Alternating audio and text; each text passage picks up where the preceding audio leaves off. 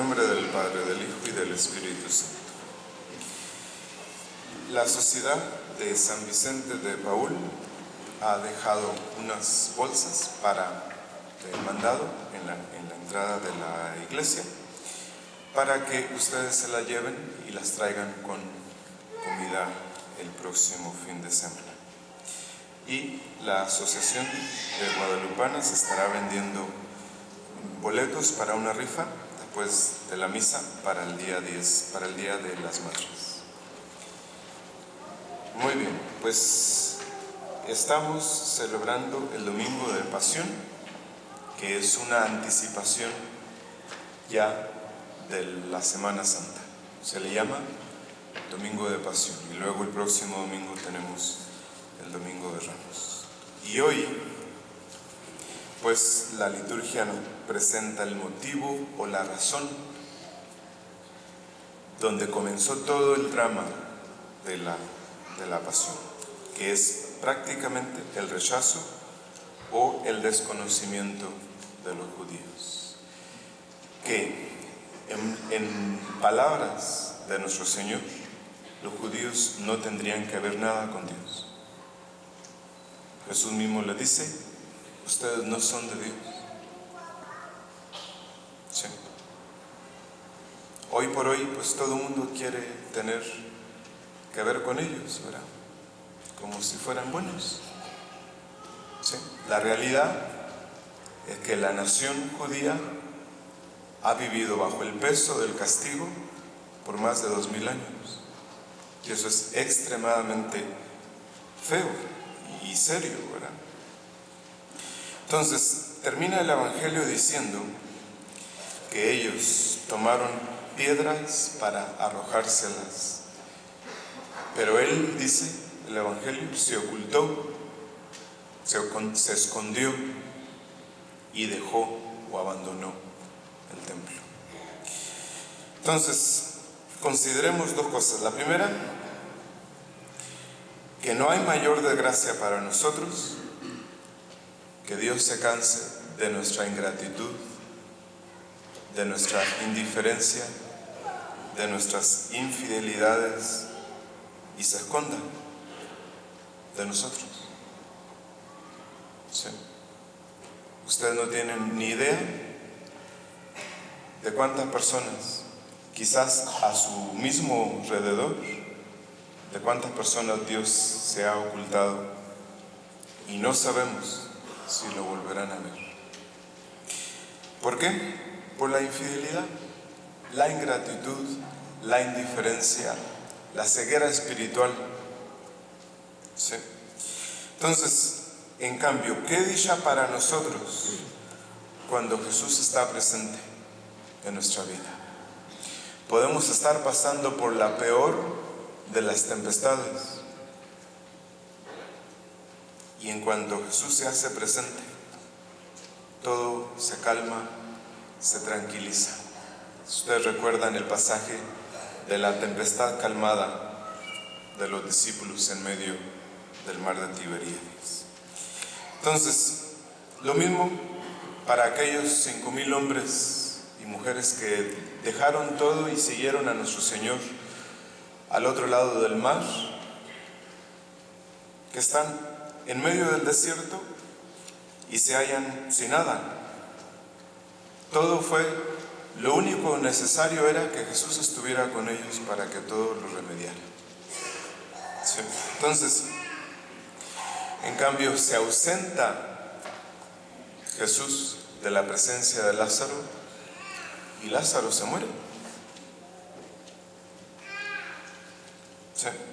Y en cuanto Él se hace presente frente a la tumba de Lázaro, la muerte deja ir a Lázaro para volverlo a traer a la vida.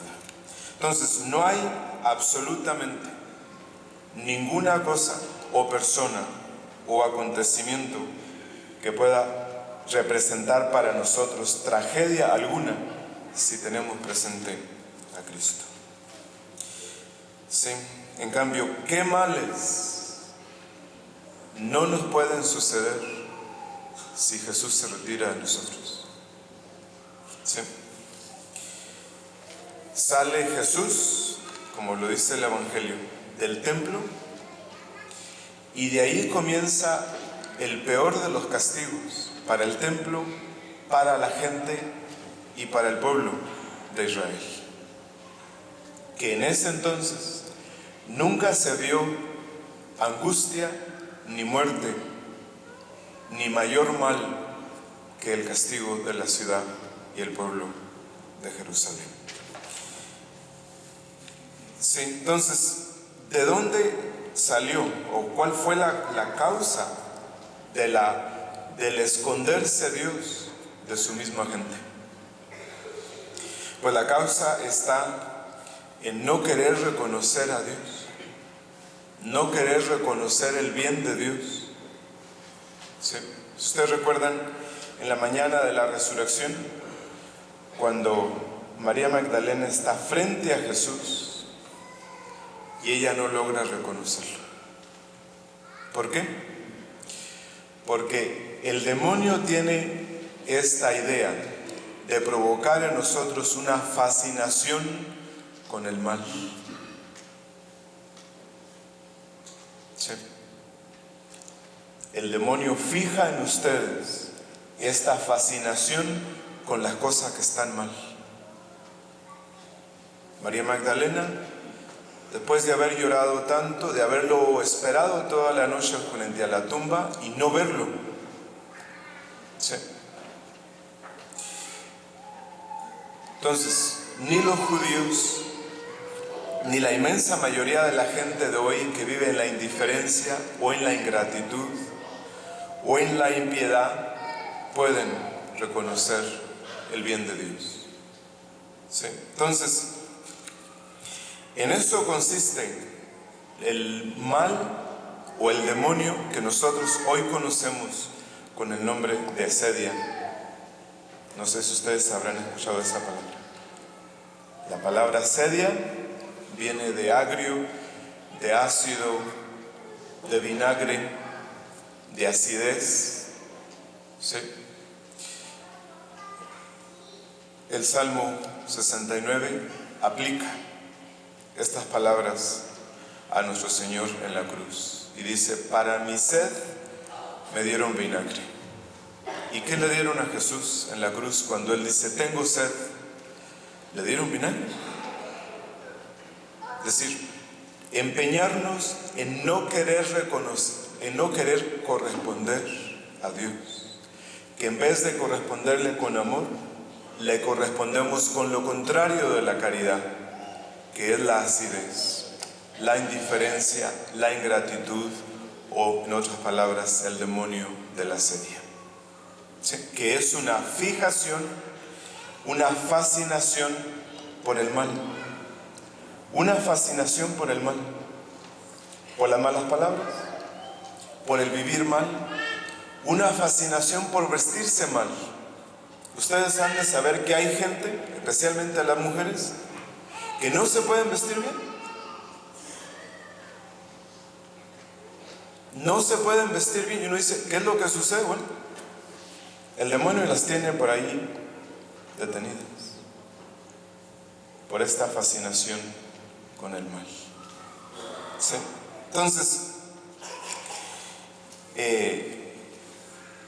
si recuerdan aquel endemoniado de Gerasa que vivía en el cementerio,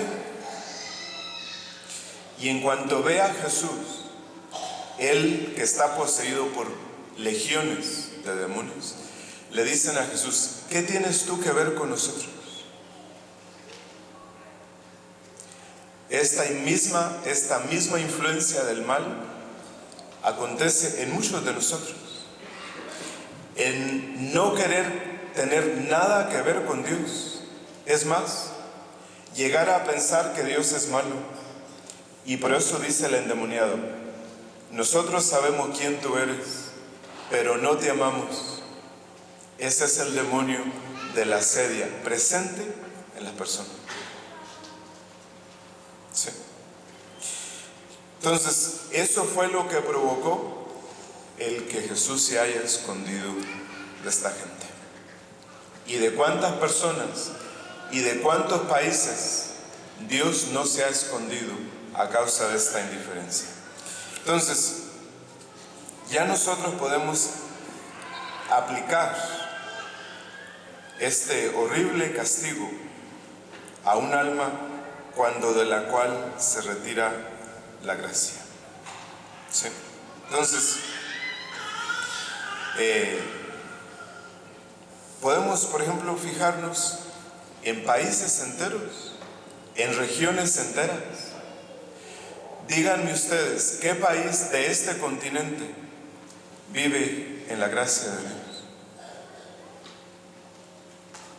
Tal pareciera que casi cada presidente de cada país no representa más que un castigo permanente de la gente. Y lo peor de todo es que nosotros mismos los elegimos. Sí. Tenemos el norte de África, toda esta región de Turquía, de Palestina, de donde nacieron casi la inmensa mayoría de los santos, y hoy viviendo en plena desolación, desierto, en revoluciones continuas, en una convulsión continua por la ausencia de Dios. Allí no vive más que el mal. Sí. Entonces, ¿en qué han venido a parar todas estas regiones? Eso es lo primero. Lo segundo, desde que Jesús se separó de Israel, ya lo decía, ¿en qué vino a parar el año en que Jerusalén fue sitiada y abandonada después? Sí, entonces, no hay desdicha que se pueda igualar al hecho de que Dios se aleje del alma. Sí, entonces, no puede haber peor castigo para un alma o para un pueblo o para una familia o para naciones enteras que la ausencia de Dios. Sí, entonces, sabemos que Él está en todas partes, que Dios está en todas partes, pero deja de estarlo como Padre, como pastor, para estar solamente como juez, cosa que Él no tendría que hacer hasta el final de la vida. Para nosotros, Dios no puede ser juez ahorita, va a ser juez el día del juicio final, pero no anticipadamente. Mas sin embargo, para cuántas naciones y personas Dios no es juez ya desde ahora. ¿Sí? Entonces, se oculta, se calla, deja de dejarse ver para nosotros. Entonces, ciertamente que a los justos, a los que nos empeñamos en servir a Dios, en amar a Dios, a veces podemos tener la sensación de que Dios se esconde, pero lo hace para hacernos practicar la caridad, para volverlo a encontrar con mayor amor.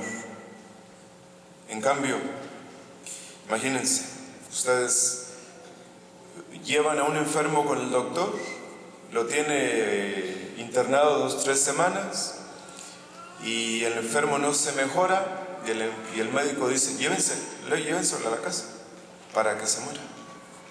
Ya cuando el médico no puede hacer nada, se aleja del enfermo. ¿Sí? Entonces, cuando Dios se ha retirado de un pecador, cuando ya no se deja oír su voz, cuando parece que ha perdido de vista a esta pobre alma, entonces el demonio es el que habla. Hablan las pasiones, hablan las malas inclinaciones, hablan las malas costumbres, las malas compañías, habla el amor propio. Dios se calla, pero habla todo lo demás. ¿Sí? Entonces, para nosotros Dios a veces se oculta, pero no se oculta sino para probarnos, para aguzar, por decirlo así, la punta del amor que le tenemos. Así como a veces las mamás se esconden de sus hijos para que las busquen y las encuentren con mayor ansia, con mayor amor. Así lo hace Dios con muchos de nosotros. Entonces, si a veces nosotros percibimos eso, hay que mantener la calma, la paz, y llevemos con paciencia esa pequeña dificultad. Nada debemos temer más como obligar a Dios a que se aleje de nosotros por nuestras infidelidades, a que se calle, a que no nos diga nada. Esa sería la mayor de todas las desdichas y el más horrible de los castigos. Entonces, por eso hemos de temer las frecuentes recaídas, las infidelidades habituales, la tibieza, la indiferencia, la ingratitud. En nombre del Padre, del Hijo y del Espíritu Santo.